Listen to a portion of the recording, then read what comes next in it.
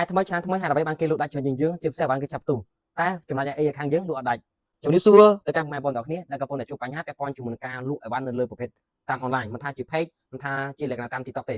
អញ្ចឹងបងដែលកំពុងតែជួបបញ្ហានេះមិនមែនមកពីអីវ៉ាន់បងអនឬក៏ពាក់ព័ន្ធជាមួយនឹងការធ្វើទីផ្សារបងគឺអនទេវាមានកត្តាជាច្រើននៅក្នុងពាក់ព័ន្ធជាមួយនឹងការលក់ទៅតាមប្រភេទអនឡាញហ្នឹងបងប្អូនណាក្នុងហ្នឹងវាមានកត្តា3ដែលវាជំរុញឲ្យបងគឺកាន់តែលក់ទៅសារការជាមួយនៅក្នុងឆ្នាំថ្មីខែថ្មីនេះទី1គឺបងត្រូវដឹងថាពាក់ព័ន្ធជាមួយនឹងការអាប់ដេតជាមួយនឹង page ពាក់ព័ន្ធជាមួយ TikTok ឬក៏ពាក់ព័ន្ធជាមួយ digital marketing ហ្នឹងតើគេមានការអាប់ដេតអ្វីខ្លះក្នុងការឆ្នាំថ្មីឬក៏ខែថ្មីនេះទី2គឺពាក់ព័ន្ធជាមួយនឹងការប៊ូឬក៏ពាក់ព័ន្ធជាមួយនឹងការធ្វើ promote នៅលើ content ការសរសេរ caption តើយើងគួរតែរៀបចំ content បានម៉េចការសរសេរ caption បានម៉េចដើម្បីយើងទាក់ទាញជាមួយអតិថិជនគោលដៅរបស់យើងទី3ពាក់ព័ន្ធជាមួយនឹងការប៊ូតើបងគួរតែប៊ូយ៉ាងម៉េចបងគួរតែរើវីដេអូណាយកមកប៊ូបងគួរតែដាក់ audio យ៉ាងម៉េចបងគួរតែរើជាមួយនឹងអតិថិជនគោលដៅបងយ៉ាងម៉េចដើម្បីប៊ូហើយយើងទទួលបានអតិថិជនគោលដៅគឺប្រពុតតែអ្វីដែលបន្ថែមទៅលើនឹងទេពាក់ព័ន្ធជាមួយនឹងការលោករបស់បងប្អូនត្រូវដឹងថាយើងមិនអាចពឹងផ្អែកទៅលើតែមួយផ្នែកទាំងឲ្យតែខ្លាំងប៊ូគឺអូខេគឺអត់ទេឲ្យតែខ្លាំងអាវ៉ាន់យើងប្រកែនិយាយយើងប្រកែ live គឺអត់ទេពាក់ព័ន្ធជាមួយនឹងការធ្វើទីផ្សារចុះពាក់ព័ន្ធជាមួយនឹងការធ្វើទីផ្សារហ្នឹងគឺយើងមានកត្តាទាំង3ធំៗដែលយើងយកមកធ្វើនៅក្នុងឆ្នាំថ្មីឬក៏ខែថ្មីនេះបងប្អូនណាចឹងពាក់ព័ន្ធជាមួយដែលបងប្អូនកំពុងតែជួបបញ្ហារឿងពាក់ព័ន្ធជាមួយនឹងការប៊ូអត់ដើរប៊ូស៊ីថ្លៃប៊ូជួបបញ្ហា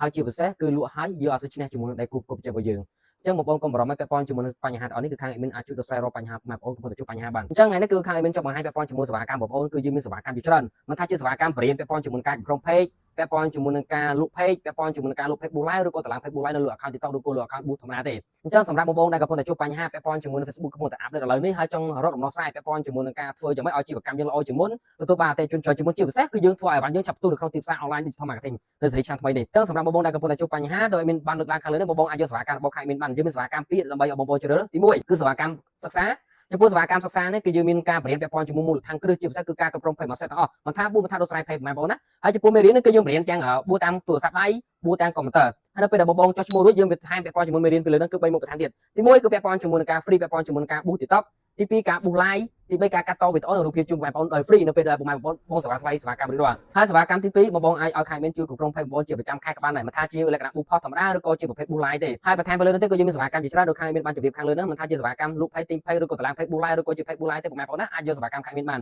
ហើយសម្រាប់បងប្អូនអាចចង់បានសេវាកម្មណាមួយមិនថាជាសេវាកម្មសិក្សាឬក៏ជាសេវាកម្មពាក់ព័ន្ធជាមួយការកាន់ page ទេយើងមានការប្រម៉ូទរហូតដល់ 40% ទៅចុះតម្លៃគឺបងប្អូនព្រៀមៗនៅក្នុងឱកាសឆ្នាំថ្មីខែថ្មីនេះបងប្អូនណាអញ្ចឹងសម្រាប់បងប្អូនចង់ដឹងព័ត៌មានបន្ថែមចំពោះសេវាកម្មមិនថាសេវាកម្មសិក្សាឬក៏សេវាកម្មកាន់ page បងប្អូនអាចចាំកាន់ page មានបានសូមអរគុណ